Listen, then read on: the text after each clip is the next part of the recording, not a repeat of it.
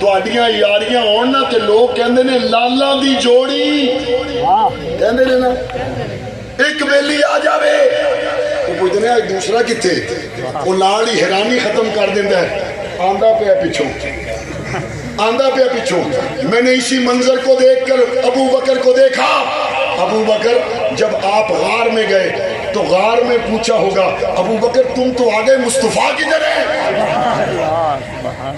हुजूर के सहाबा हुजूर के साथ हैं। मैं अपने उन्वान से हटना नहीं चाहता। सूरज जब निकला आंखों में आंखें डाल कर देखा जा सकता था, जब सूरज अपने उरूज पर आया तो कोई देख सका?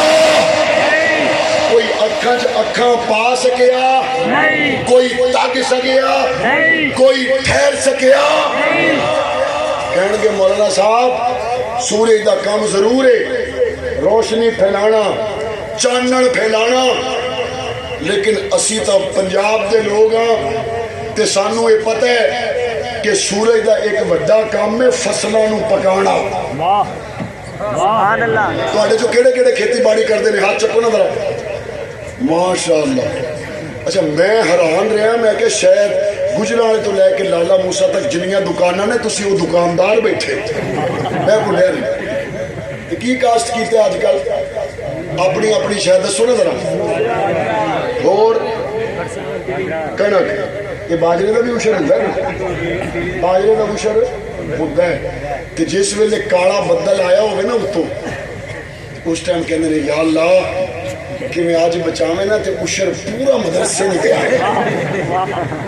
तो जिदन बदल निकल जाता है उदन जे मदरसे का नुमाइंदा आ गया कहते ना पईए ढेरी बाल्टी भर ला, यही कुछ होंगे और सारा ही दे दें।